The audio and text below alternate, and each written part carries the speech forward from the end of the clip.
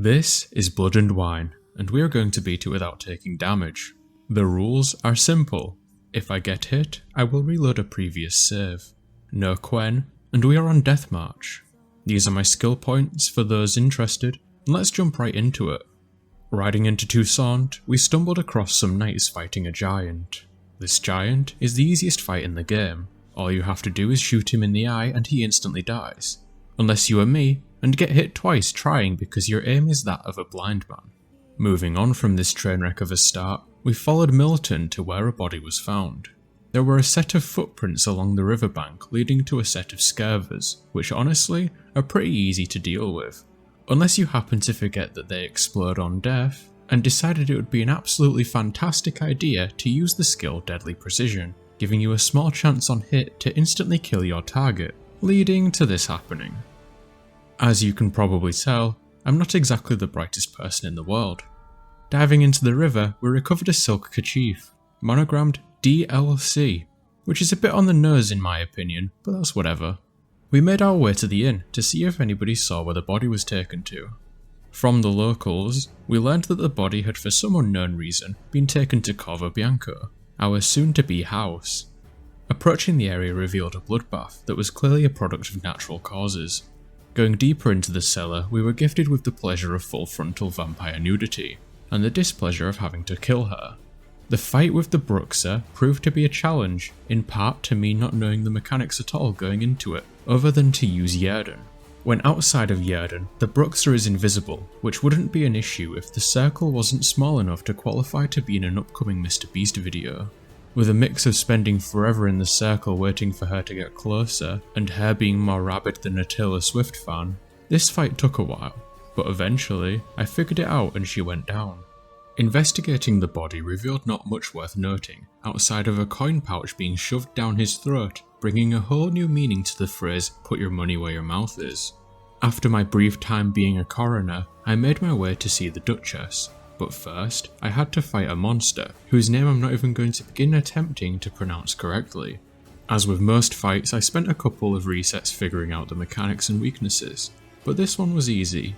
All you have to do is sit back and relax, wait for it to roll into a wall, get a few hits in, and repeat until it falls over.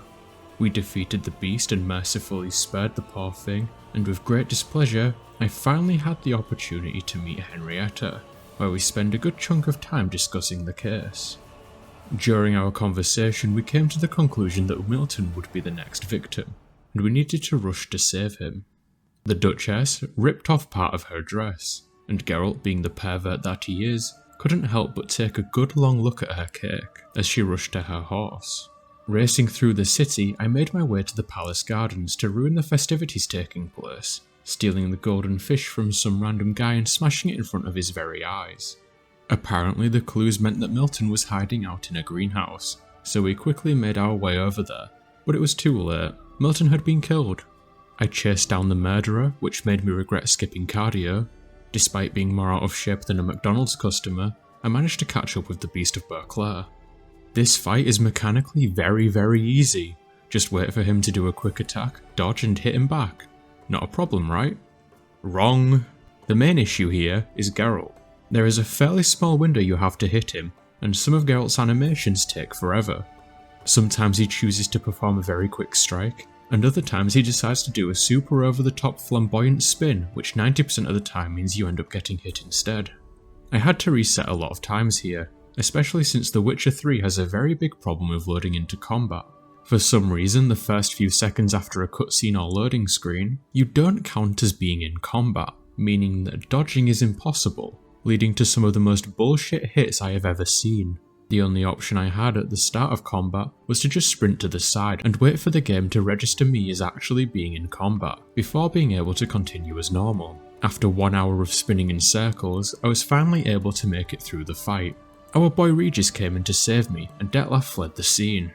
Regis wanted to meet up at his crypt, where I had a very unfortunate encounter with a Kikimor, sliding down the hole and straight into it and having to reset. Moving on past that, we killed some more bugs and spoke to Regis. He wanted to create a potion to see what happened before Detlef lost his hand, and to do this we had to eat some British food and arouse him. We did this by taking him into what I can only describe as a vampire BDSM dungeon and killing waves of enemies to fill Regis's bloodlust. This was a difficult fight, with a mix of dodging swarms of ghouls and scurvers, all while praying not to insta-kill them. We had a few close attempts that I choked towards the end, the enemies bugged out quite often, working in our favour, since they seemed to get stuck on nothing, letting us safely deal with them at range.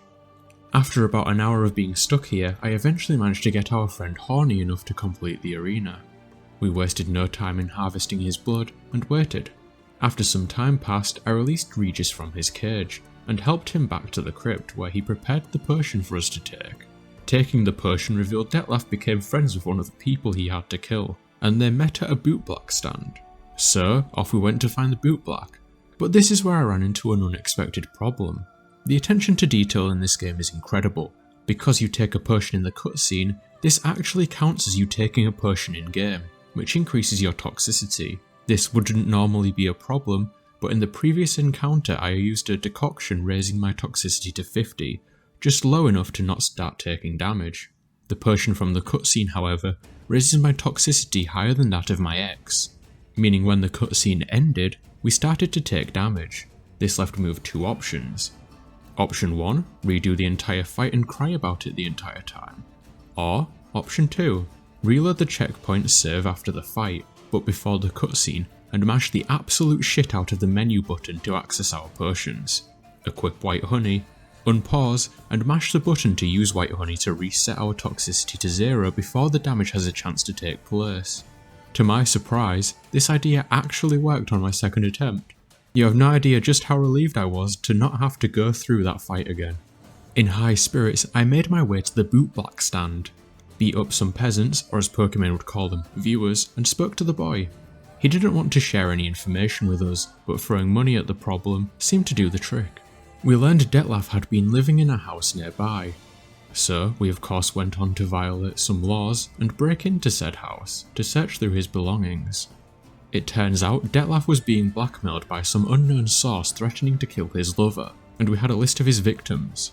We left the house and went over to see the Duchess again. Things got heated thanks to her being the biggest Karen in the Witcher universe, but we learned that some wine had been spilled onto the paper from the blackmailer, and fortunately we were able to find out the source of the wine. Me, the Duchess and her bodyguard travelled at night to see what happened to the wine. Hammering some barrels pretending they were Yennefer revealed one of the batches had been tampered with, and was not in fact the wine it was supposed to be. When we confronted the man responsible, he caved and admitted he sold a barrel, and that he was to sell another.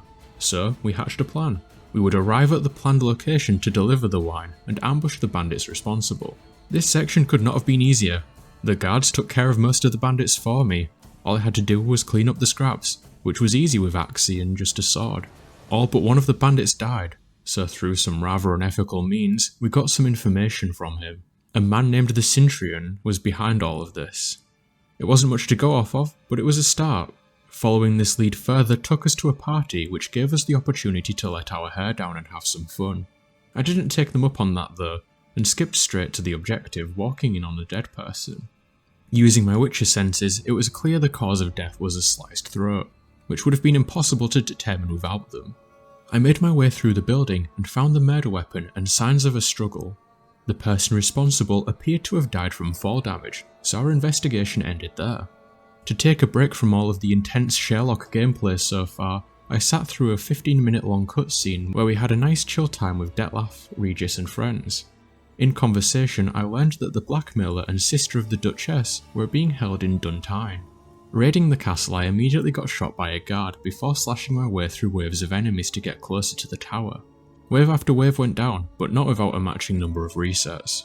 When we got close to the tower, a supernatural black and red mist came and took out some of the guards. It was our boys Regis and Detlef. They had come to help us, and their help was very much appreciated. The next section has a seemingly endless amount of bandits, and fighting them alone would have been absolute hell. Thankfully, with their help, I could just sit back dancing in circles to avoid any stray arrows and let them do all the work. With the bandits dead, we approached the tower. In a plot twist absolutely nobody, not a single soul, saw coming, the sister turned out to be the blackmailer, as well as Detlef's lover. Detlef didn't take this well, unsurprisingly, and demanded she meet him at Tesha Mutna in 3 days or he would destroy the city. He faded out of the window and we shared what we knew with the Duchess. Henrietta didn't want to believe what we had to say and refused to listen to us, probably on account of the enormous stick up her arse.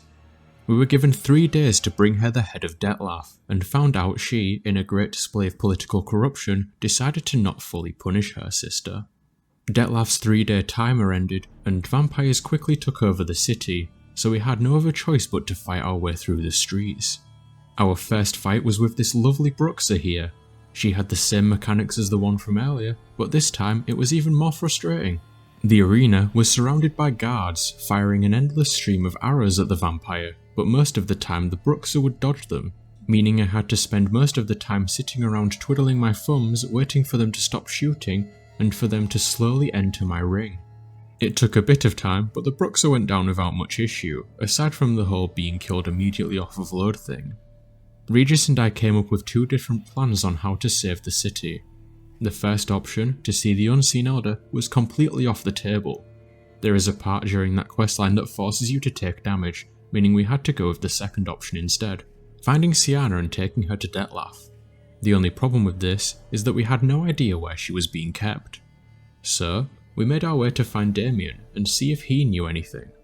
On the way, I watched Regis absolutely fuck up a Bruxa and reached the man we were looking for. At first, he refused to give up any information about where Sienna was, but after some persuasion, he seemed more than happy to tell us where to go. Breaking into the playroom, we began to search for her, which was clearly a reference to the Norwegian prison system. This adventure led me to a beautiful fantasy land of children's tales. Following the yellow brick road, I bumped into Sienna alongside a wicked witch. This fight was easy but took me a brief moment to figure out what was going on. She spawns a plant that we have to kill first, which doesn't really do anything, but after it's dealt with, the witch will do a dash attack leaving a trail of yellow poison on the floor. Using Ard while she is doing this though will knock her out of the air, making both her and her broom targetable. The broom, just like side quests in this playthrough, can be ignored. Once the witch dies, we free a child from her oven, and almost immediately threaten to put him back in if he doesn't give us his beans. Unfortunately for us, the beans were hidden and the person that knew where they were only told lies. We made our way to meet up with the boy and spent the next half an hour smacking around some wolves. I thought the game bugged out here since I was unable to interact with Joss and almost reloaded my save when a wolf came out of nowhere and nearly got me. The child revealed the opposite of where the beans were, so it was hunting time. First bean on the list, inside of this werewolf here. I decided it was best to sit back and watch Sienna and the beast go at it in the bushes together. She did a fantastic job and we easily retrieved the bean. Next up, the bean hidden inside the 3 pigs' house. Using Ard to break the house jump scared me when the 3 hostile pigs ran free. I perhaps played more cautiously than necessary here, keeping my distance and mostly using the crossbow to deal damage, throwing in the occasional axiom sword swing when I felt it was safe to do so. But with that, we had 1 bean left to get, and that was located at the top of this tower, but so was Longlock's. This wraith was the thing stopping us from getting the last bean. She proved to be an absolutely brutal fight where one of her attacks is a combo, a double swipe followed by a seemingly unavoidable scream dealing damage. After a few attempts of trying to figure out how to avoid this one attack, I came up with an easy solution. Using Ard after the double swipe interrupts her scream and we can go back to dealing damage. And she almost always starts the fight using this attack, but me being the least patient British person led to an uncountable amount of resets from just walking into the room. I also discovered from the full 2 hours of attempts this fight took to beat that depending on where you stand and how often you hit the boss, her attacks can be manipulated, meaning if you don't mess it up, you can make sure she never does the scream and you just have to worry about her clawing at you.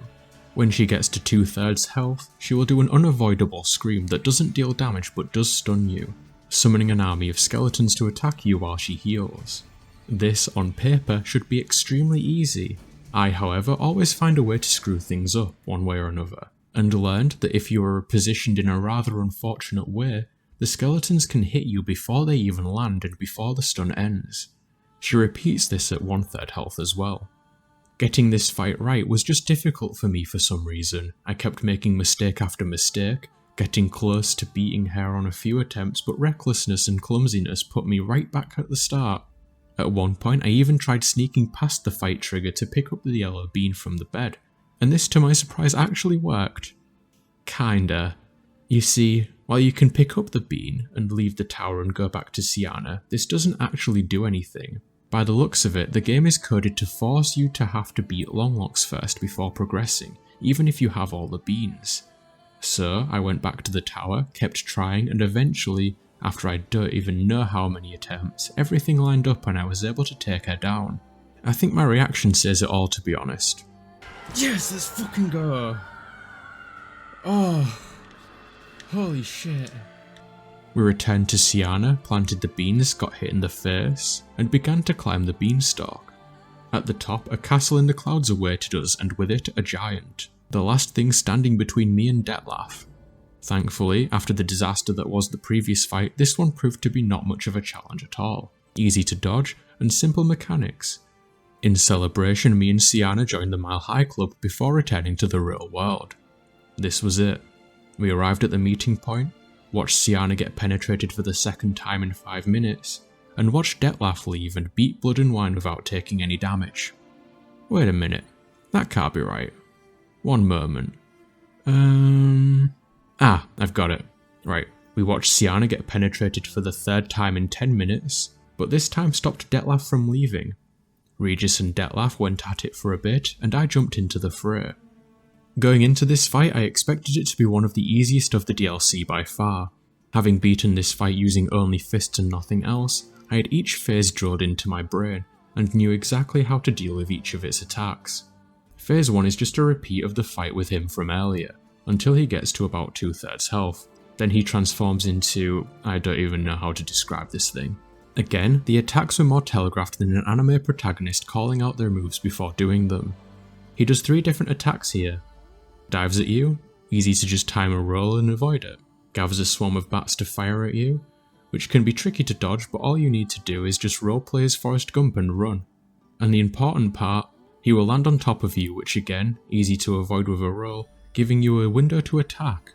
Repeat this and you get to phase 3, where you just need to dash in circles avoiding the blood clone of Detlef while getting the occasional hits on the heart. And then get really close to finishing the fight and accidentally swing at the clone instead of the heart, making you have to reset. Going back through the fight and beating phase 3 this time leaves us with a heavily weakened Detlef.